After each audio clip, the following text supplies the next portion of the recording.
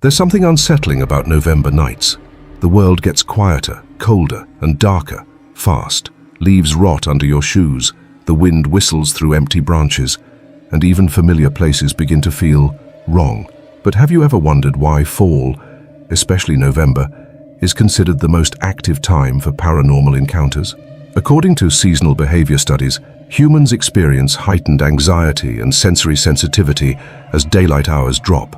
Combine that with the folklore of harvest spirits, restless ghosts, and centuries-old rural legends, and November becomes the perfect breeding ground for the strange and the terrifying. Tonight, you'll hear 5 true fall horror stories, sent in by real people, researched, verified, and connected to actual events and places. Stories of disappearances on forest trails, sounds that should not exist in empty houses, and encounters with people who weren't really people. So grab a blanket, dim the lights, and settle in. These are 5 true fall horror stories for a cold November night. Last November, I decided to hike the Frostline Trail in Vermont, something I usually did every year before winter truly settled in.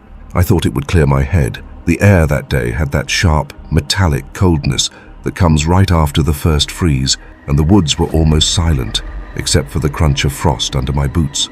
As I walked deeper into the trail, I noticed a strange set of footprints ahead of me, long, uneven, and dragging, as if the person was limping or pulling something heavy through the frost. They were fresh too, maybe only minutes old, which made me think someone might be lost or injured, so I followed them. The farther I went, the quieter the forest became. It wasn't the normal, peaceful silence of nature.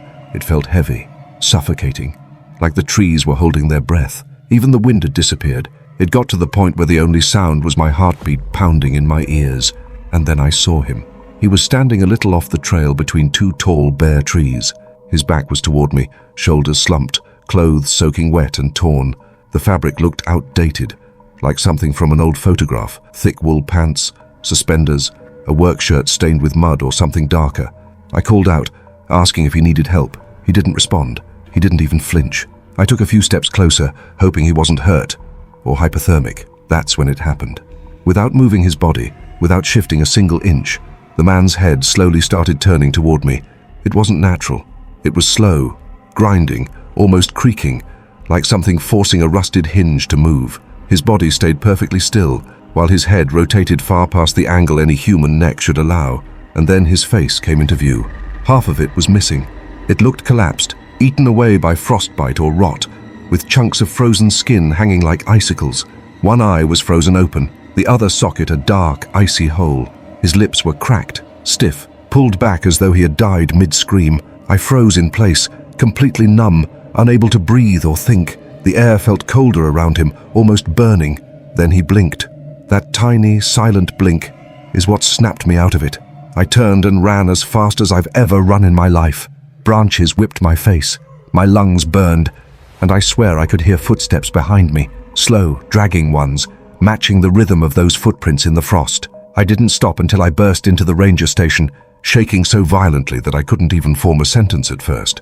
When I finally told the ranger what I saw, he just looked at me with this exhausted expression and said, "You're not the first." He told me about the logger who supposedly froze to death on that trail in 1911. His body was never recovered. Every few years, especially in late November, someone reports seeing a man in old waterlogged clothes wandering the trail. No one has ever been able to get close. I used to think ghost stories were just that, stories. But after what I saw on the Frostline Trail, I know better. Something died out there, and something never left. In 2019, I was traveling through rural Maine for work. I'm a nurse, and back then I used to take long overnight shifts that left me completely drained. One freezing November night, I didn't have the energy to drive home, so I checked into a small roadside lodge that I'd passed a dozen times but never noticed before. It looked old, but clean enough, and I didn't care about much else. I just needed a bed. They gave me room 7. I remember how cold the room felt when I walked in, even though the heater was humming. The window was right next to the bed, facing the empty back lot. No trees, no buildings, just darkness and the sound of the wind. I collapsed onto the mattress and fell asleep almost instantly. Sometime around midnight, I woke up to this soft, deliberate tap, tap, tap on the window. At first, I thought it was a branch hitting the glass, and I almost ignored it, until I remembered the owner telling me earlier that the backside of the lodge didn't have trees.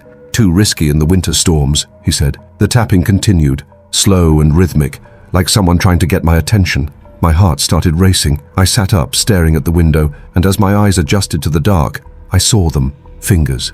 4 long, pale fingers pressed against the glass. They weren't moving much, just tapping gently, almost politely. They slid across the surface in a slow, searching way, like they were feeling around for a weak spot. The skin looked wrong, almost translucent, like it had been soaked in cold water for hours. I couldn't scream. I couldn't move. I just stared as the fingers tapped again, this time faster, as if whoever, or whatever, was outside knew I was awake. Then the fingers suddenly curled downward and vanished from view. I waited, frozen in terror, for something else to happen. Nothing, just silence. Eventually I forced myself to check the window again, but all I saw was my own reflection, pale and trembling. I barely slept after that. I kept every light on until morning. When I went to check out, I casually mentioned the tapping to the owner, expecting him to laugh or brush it off.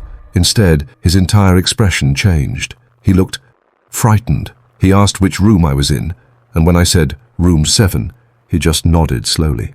He told me that every November, guests in that room complain about tapping on the glass, and every single story starts after midnight. He said a teenage girl went missing behind the lodge back in 1984.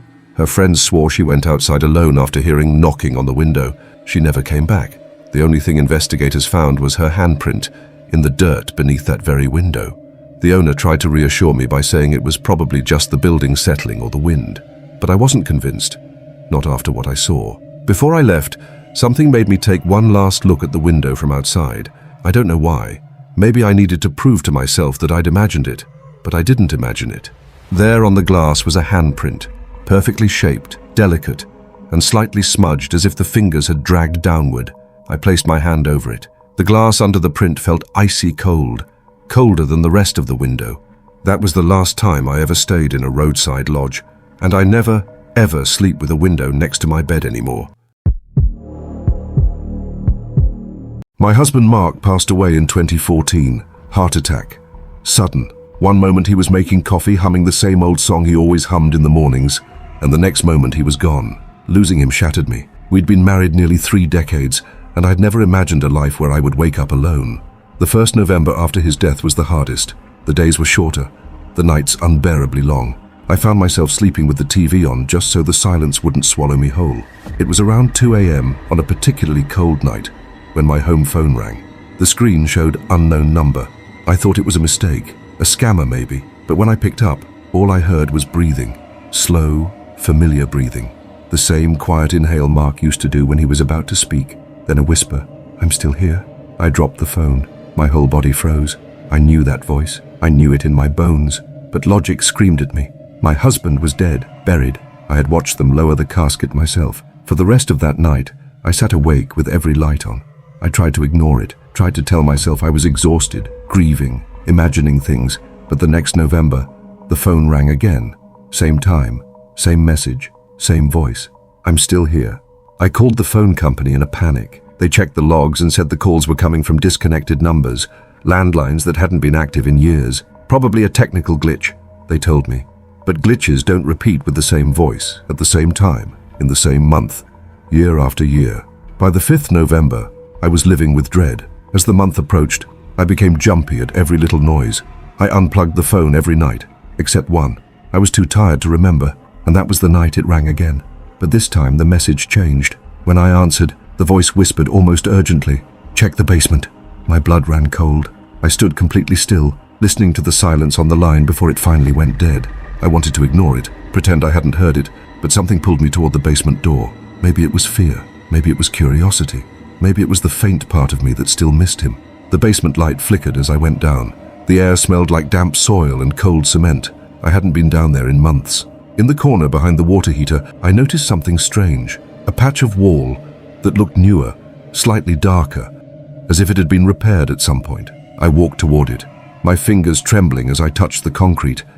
It crumbled slightly under my hand.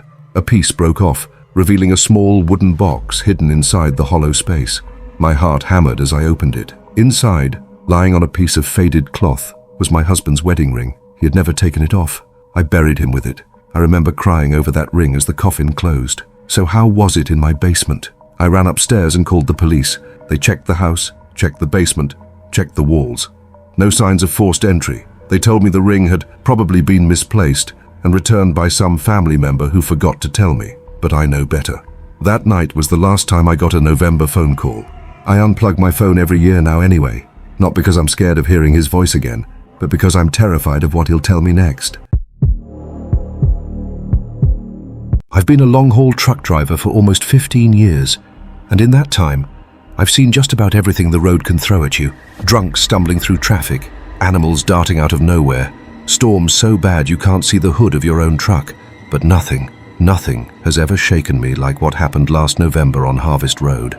Harvest Road is one of those lonely Midwestern highways that seems to stretch into infinity. Farmland on both sides, an occasional silo, and miles of nothingness.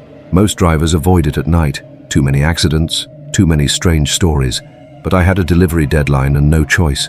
The temperature had dropped fast that evening, the kind of cold that freezes the inside of your windshield and creeps into your bones.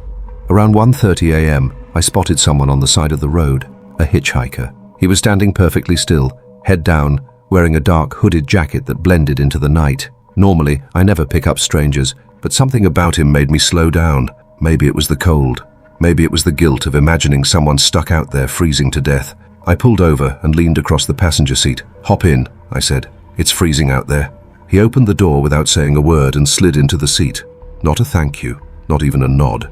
His movements were stiff, almost mechanical, and he kept his head down, hood covering most of his face. I tried to break the silence. "Where are you headed?" "Nothing." I told myself he was just shy, maybe in trouble, maybe couldn't speak. But the longer we drove, the heavier the air in the cab felt. It was like sitting next to a block of ice. The temperature dropped instantly the moment he got in. My breath fogged the air, and even the heater couldn't keep up. A few miles later, I glanced at him again. That's when things went wrong. His head slowly lifted, but far too slowly, like something lifting a weight it wasn't meant to carry. When his face finally came into view, I slammed the brakes so hard my truck fishtailed. He had no eyes. Where his eyes should have been were two deep, dark hollows, empty as open graves. His skin looked pale and stretched, and his jaw hung completely loose, dangling slightly as though broken. It swung with each bump in the road, as if he'd died mid-scream and never closed his mouth again. I was shaking. My hands clenched the wheel so tight they went numb. For a moment, all I could do was stare at him. He stared back. Even without eyes, I swear he stared back. Then he vanished. Not got out quickly. Not blink and you'll miss it. He vanished. 1 second he was sitting there, jaw slack, and the next the seat was empty. The door still closed. No sign anyone had ever been inside. I drove straight to the nearest rest stop and sat there for almost an hour, shaking so hard I could barely dial my wife. I didn't tell her what I saw. How do you explain something like that? She'd think I fell asleep at the wheel or hallucinated from exhaustion. A few days later, when I was delivering a load near a small town off Harvest Road, a state trooper was having coffee at the gas station. We got to talking, and I casually mentioned how eerie Harvest Road gets at night. He gave me this long, knowing look and said, "You didn't pick anyone up, did you?" My stomach dropped. He told me about a farm family that disappeared in the late 70s, vanished without a trace except for the oldest son, whose body they eventually found in a drainage ditch. His eyes had been removed. The case was never solved, and the locals always whispered that his spirit still wandered the highway, showing himself to lonely drivers during the coldest nights of fall. I didn't tell the trooper what I saw. I didn't need to. His warning was enough.